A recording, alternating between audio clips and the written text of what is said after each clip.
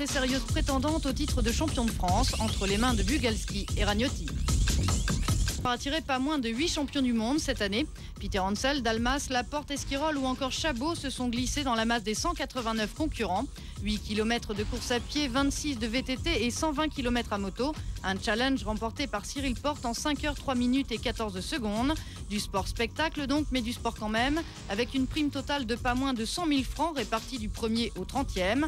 Le Tricross de Dole ne comptabilise que 2 éditions jusqu'à présent. Trop peu pour s'être forgé une solide réputation. On lui souhaite donc de persévérer. C'est sous le dôme de Villebon, à 25 km au sud de Paris, que s'est déroulée la première édition du French Supercross Training, comprenait entraînement français de Supercross. Le Supercross, les Américains y excellent et chaque année, ils débarquent en Europe pour nous le faire savoir. Face à pareille opposition, les Français ont bien du mal à engranger des résultats. Jean-Luc Fouchet, organisateur du championnat de France, a donc décidé de prendre le taureau par les cornes, ou plutôt la moto par le guidon. C'est effectivement un camp d'entraînement, si on peut appeler ça comme ça, un spot. Pour être plus Frenchy, un spot d'entraînement pour j'allais dire les 18 meilleurs pilotes français, dont une grosse dizaine vont participer donc au Supercross de Bercy. Les meilleurs Français, mais aussi quelques pilotes étrangers de renom. Parmi eux, Stéphane Everts, jeune pilote belge de 21 ans, tout juste auréolé du titre de champion du monde 250 cm3, catégorie la plus huppée du motocross international. À quelques semaines de l'ouverture du championnat du monde de Supercross, l'occasion était trop belle de s'y faire les bras.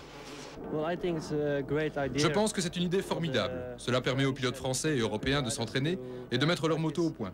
Ce qui nous manque le plus, c'est la pratique.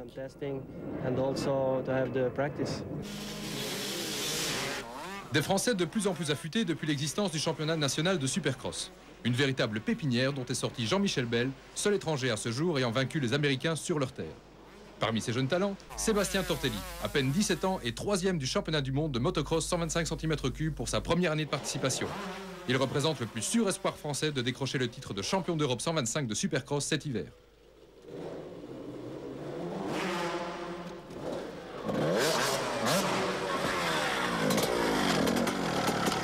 Dans cette période, généralement, on a du mal à rouler un supercross, il pleut pas mal. Donc faire un terrain indoor et avoir la possibilité de rouler tous ensemble, c'est sûr que ça peut nous préparer. Je peux dire que ça fait maintenant 3 ans que je fais du supercross, donc c'est sûr qu'en 3 ans j'ai progressé. Et puis j'ai un bon entraîneur qui est Jacques Vimont, dont la progression est, dis-le, pas mauvaise. Du talent, de l'entraînement, Sébastien Tortelli n'en manque pas. Pour vous le prouver, il vous emmène faire un petit tour de piste sur sa moto. Accrochez-vous, ça va déménager.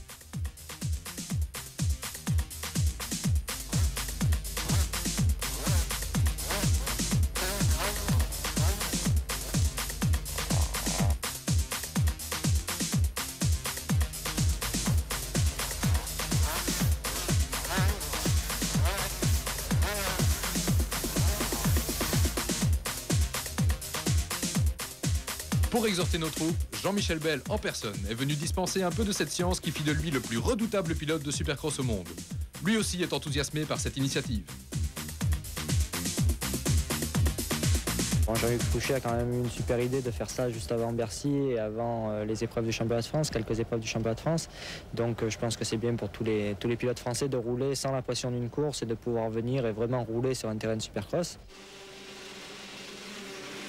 Nul doute que Jean-Michel Bell représente un soutien de choix pour ceux qui rêvent d'un jour rouler et de voler sur cette race.